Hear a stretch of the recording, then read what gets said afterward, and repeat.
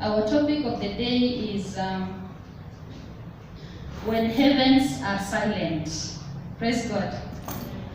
Today we are going to talk about when heavens are silent. You are a child of God. You've trusted God. You've believed in God.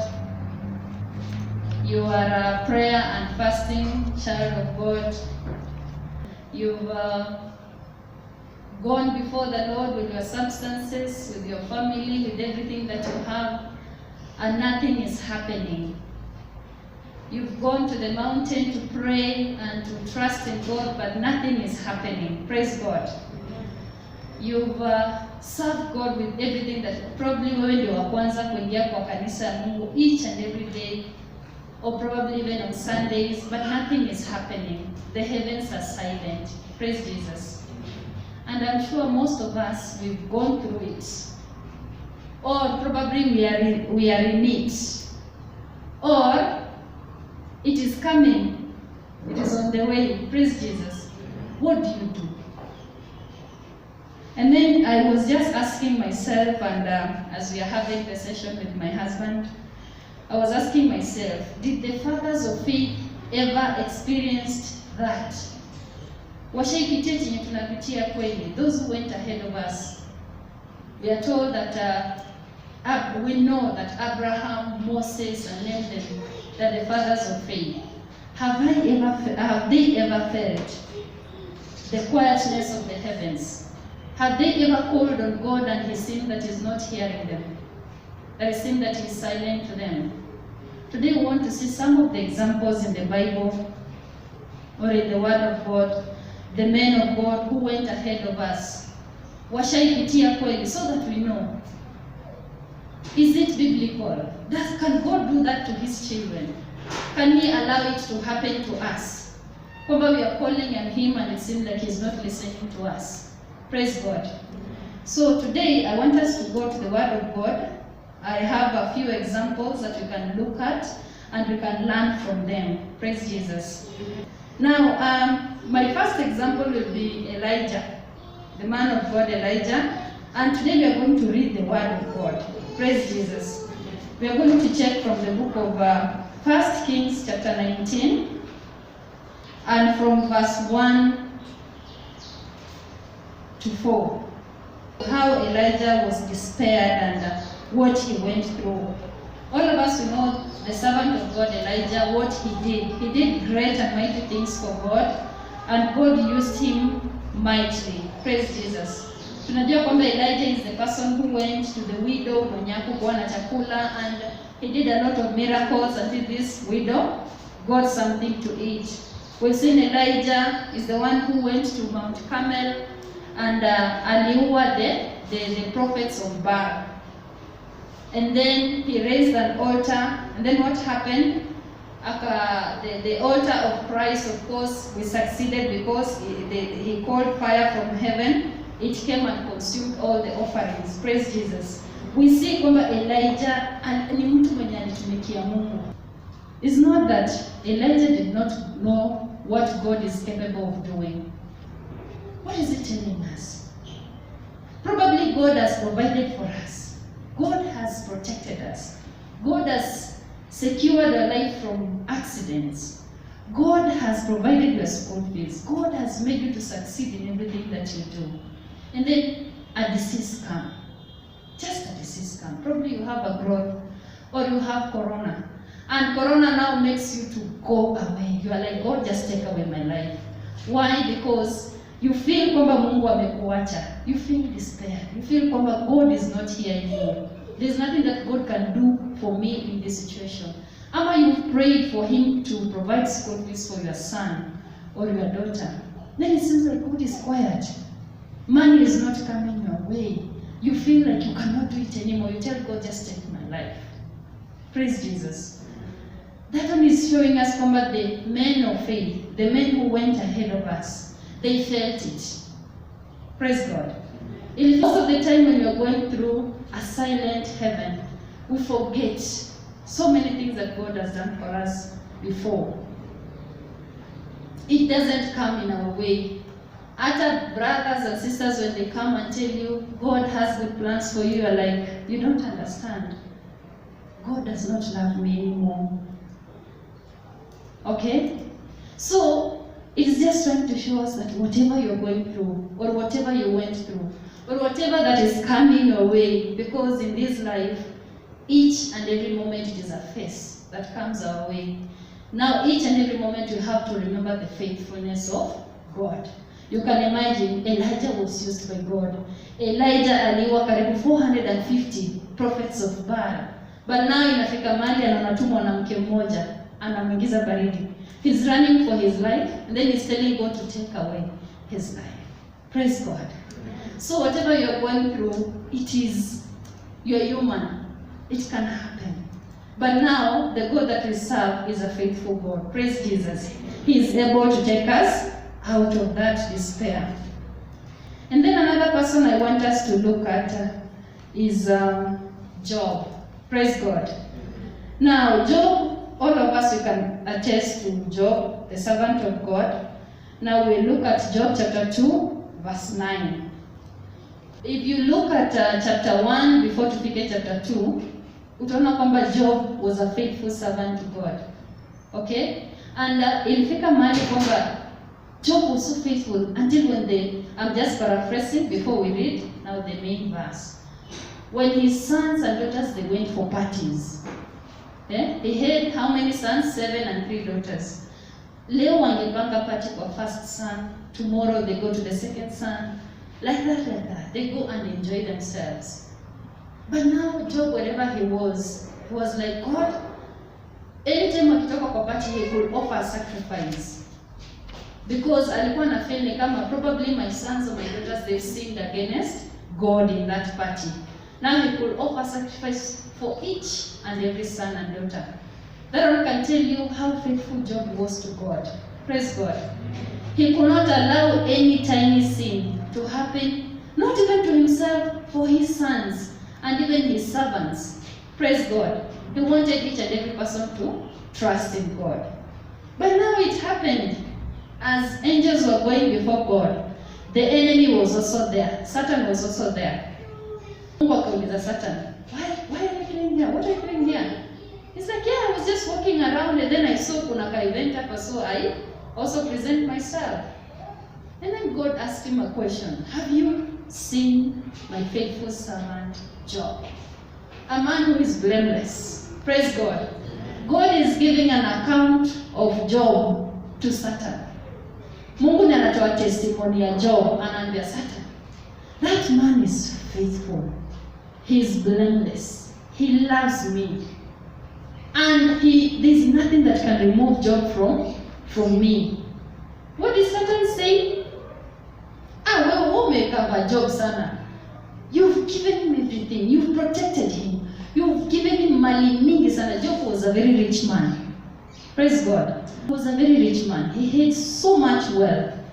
And then Satan aliambia God nini? Umembariki. Job has everything that you've ever given a human being. Camels, dogs, donkeys, name them, cows. He's rich. Mungu akamwambia, what do you want to do? I guess you just remove those riches. He's going to curse you. God akamwambia, yeah, I've given you a chance. Go ahead, take them. Satan went, alichukua kila kitu mpaka watoto wake wote akaua. What did Job say? Naked I came, and naked I shall go. Praise Jesus. And everything that I own, it is God who has given me. So blessed be the name of the Lord. In that despair, whereby everything has been taken away, Satan was looking for a moment for him to murmur and to complain. But Job did not give that chance. Praise Jesus. Job alishinda tena bado. Alisema zote zimechukuliwa, yes. The property that I had has been taken away. My sons and my daughters have been taken away. I can imagine the pain of losing your children, all of them. I'm sure it is painful. We can never say that we understand if we've never been in those shoes. Praise Jesus. Another example is our Lord Jesus Christ. He also went through it. Praise God. Son of God. Now, he knew the mission that he came to the world was to save us, to bring us back to God. But ilifika mahali whereby the cup was too tough for him. He could not handle it anymore. Until he cried to God in Matthew chapter 27, verse 46. Matthew 27:46. He cried to God and told him, take this cup away from me. Because it was too heavy on him. Praise God. And Jesus is God. And Jesus is the Son of God. He knew the purpose of God, why he allowed him to come. But inafika mahali the pain is too much. You feel like you cannot take it anymore. Jesus cried to God. Let's read. And about the 9th hour, Jesus cried with a loud voice, saying, Eli, Eli, lama sabachthani. That is to say, my God, why hast thou forsaken me? Jesus felt it, and is the Son of God, is the Messiah. He felt it, he went through it, until he cried to God and told him, please, help me out. If it is possible, ukiniondolea, I will really appreciate. But the purposes of God had to be fulfilled. Praise God. The purposes of God to save the mankind had to be fulfilled. And it could only be fulfilled through Jesus Christ. Praise God. Jesus went through the cross. He went through the torture. He was beaten. Alitemewa mate. Alichapwa misumari. And he had the human body. He felt it. He went through it. And even God himself, he lost a son. Praise God. But it was to bring the glory of God back to life. And also to save us as the children of God. So that he may bring us back to Christ. He had to go through it. Praise Jesus. Then the last example I want us to see is David. In the book of 1 Samuel chapter 30 verse 1. When David, they went to the battle. Wakashinda vita with his men of war. They killed the Philistines and all the enemy of Israelites. But when they came back home, walipata watoto wao, mabibi zao, mifugo zao, zote zimeenda. Nowhere to be found. And we are reminded that David and his men, they mourned. Walilia mbele za Bwana. Now David being the king and the leader, he had to find what is it that we can do. After mourning, after crying, after going through the pain, he went back to God. Praise God. And asked God, can we pursue them? And if we pursue them, are we going to win? Are we going to get them? Praise Jesus. So even in that low moment, seek him. Praise Jesus. God is going to give you the answer and the response in that moment. Yes, it may be difficult, it may be tough, but he will tell you something. It may be silent for a moment, but the voice will come at the end of the day. Praise Jesus. So, today we are being encouraged to keep on looking for Christ. To keep on seeking him. And even in that time of despair, what is it that you can do? When the heavens are silent and are quiet on us, we are going through a process where maybe you can't pray. There's some moments where probably job kumekuwa kubaya, pengine even you've been given the notice. You come and probably that day is a prayer day. You know you have to go for prayers. But you reach there, you sit down and you ask God, I'm just here. I came because I know it is only you. But even I don't know how to pray. But I'll be here anyway. Praise Jesus. When you're going through that moment, don't sit away. Don't run away from God. Come and sit here. Hata kama watu wanasimama huko mbele wanaimba. Probably you don't have anything to tell the same God who is allowing you to go through that. Come anyway. Praise Jesus. Kuja kaa pale. There's something that he will speak to you. There's a blessing that comes when you come and sit in the brethren, in the midst of the brethren. Praise Jesus. Even saying amen in itself, I'm probably at it is a blessing in itself. Praise God. Because he's reminding us in Luke chapter 11 verse 9, that is where our hope is as the children of God. Praise Jesus. We can read together. And I say unto you, ask, and it shall be given to you. Seek, and you shall find. Knock, and it shall be opened unto you. Praise Jesus. That is our hope in Christ. Allow God to do His will. And of course, He's going to do it in His own timing, because God's timing is the best. The last story I can talk about, the last one is about the servant of God, Hannah. Praise Jesus. Hannah was a woman in despair and in pain. Why? Because he was faithful to God. He served God. They could go and walk and go with her family to offer offerings to God. Like, you know what happened? God did not bless her with a son. But instead, God allowed Elkanah to have a woman called Penina. Penina was a pain in Hannah's life. She could trouble her. She could tell her so many things. Mama, my husband loves me because I have sons for him. But you don't have anyone. But in real sense, Elkanah loved who? Hannah. Praise Jesus. But Hannah alisema hapana. Even if the heavens are silent of me, I'm going back to God. Praise Jesus. The same God who has not allowed it to happen to me is the same God who will give me. And what is the story that you're talking about right now is the story of Hannah. Praise Jesus. We don't talk about Penina anymore. We're talking about Sarah. Why? Because she humbled herself. Now, we can talk about Alibaki in the place of prayer, and she sought God, and God was faithful enough to bless her. Praise Jesus. I don't know what we are going through. I don't know which area in your life whereby God is silent.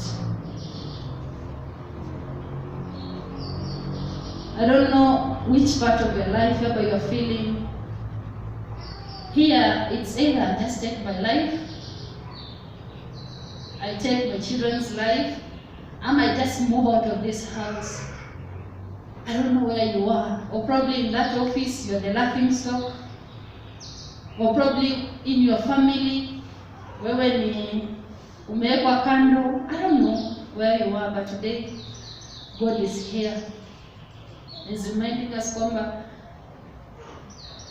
the pain may endure for a night, but joy comes in the morning. Praise Jesus.